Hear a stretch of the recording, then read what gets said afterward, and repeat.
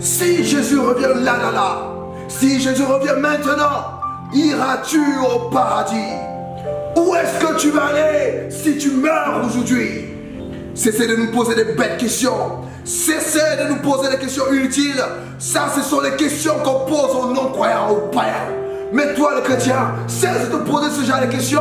La seule question qu'un chrétien doit se poser, si Jésus revient là, est-ce que j'aurai accompli les bonnes œuvres pour lesquelles j'ai été créé? Père, je te rends grâce parce que tu m'accordes encore aujourd'hui de partager ta parole avec exactitude, avec profondeur, selon la dépendance du Saint-Esprit. Je confesse, Père, que la parole qui sort aujourd'hui ne retourne pas sans avoir accompli la raison pour laquelle elle est sortie. Au nom suprême de Jésus, je confesse, Père, qu'elle aide un jeune, elle aide la jeunesse à entrer dans sa destinée. Au nom suprême de Jésus, ainsi je t'ai prié. Amen. Amen, amen. Assois-toi royalement dans la présence du Dieu très grand. Alléluia.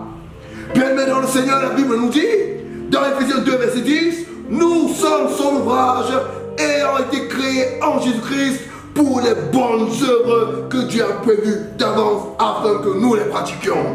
Elle ne dit pas, nous sommes son ouvrage et on est créés en Jésus-Christ pour éviter l'enfer, pour aller au paradis, pour cesser le péché et tout cela, parce que ce sont des évidences. Ce sont des évidences lorsqu'on est enfant de Dieu, un enfant de Dieu qui passe le temps à s'interroger, à savoir si Jésus vient maintenant, est-ce que je serai encore en train de regarder les fesses des filles comme elles passent? Est-ce que je serai encore en train de tricher à l'école? Est-ce que je me réveille à 4 heures? Est-ce que je vole encore? Est-ce que je mens encore? Non, il est en train de blaguer. Il est en train de se poser des mauvaises questions. Il y a une seule question lorsque Jésus viendra. Pour toi qui es enfant de Dieu, est-ce que tu as porté du fruit? Est-ce que tu portes du fruit? Il est écrit, bien-aimé, nous sommes le sarment, lui il est le cep. Celui qui demeure en lui et en qui il demeure porte beaucoup du fruit. Mais celui qui ne porte pas du fruit, il le retranche. Lorsque Jésus viendra, voici la question que tu dois te poser. Est-ce que j'aurai porté du fruit? Tu n'es pas sur la terre pour laver les assiettes le matin. Tu n'es pas sur la terre pour balayer la cour. Tu n'es pas sur la terre pour te marier. Tu n'es pas sur la terre pour revendiquer tes 7,75 € CC ou à la normale. Tu n'es pas sur la terre pour avoir des voitures et des maisons. Tu es sur la terre pour accomplir les bonnes œuvres que tu as prévues d'avance afin que tu les pratiques au nom de Jésus. Aujourd'hui, même une maman de 80 ans, couchée sur le lit, paralysée, ne parvenant plus à rien faire, craint de mourir, elle veut continuer de vivre. Mais pourquoi veut-elle continuer de vivre? Pourquoi veut-elle rester sur la terre? C'est inutile de vivre si nous n'accomplissons pas la raison pour laquelle nous avons été créés.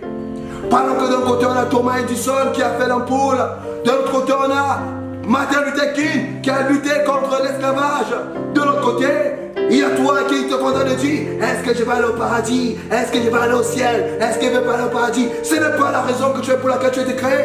Tu as été créé pour impacter la terre, pour l'influencer et pour témoigner Jésus-Christ jusqu'aux extrémités de la terre, au nom suprême de Jésus. Voilà la raison pour laquelle tu es sur la terre, pour faire des bonnes œuvres, pour faire des bonnes œuvres, pour faire des bonnes œuvres que Dieu a prévues d'avance afin que tu les pratiques. Voilà pourquoi je vais prier pour toi, bien-aimé.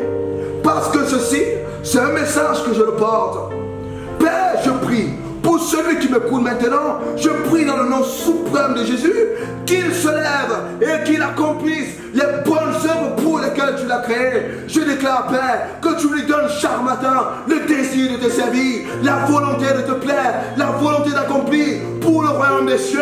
Oh Père éternel, que tu lui donnes de comprendre que tout clou, tout chewing-gum qu'il amassera sur la terre n'aura pas d'effet dans le ciel. Mais si seulement il travaille pour le ciel, pour la nourriture qui ne périt pas, pour là où la terre ne dérobe pas, où le voleur ne perce pas, alors Père éternel, il a une récompense éternelle au nom suprême de Jésus. Père, je déclare que ces mentalités changent, que la peur du lendemain le quitte, que les inquiétudes du moment le quittent au nom suprême de Jésus, et il travaille à la lumière de l'éternité au nom de Jésus. Ainsi j'ai prié. Amen, amen, amen, amen.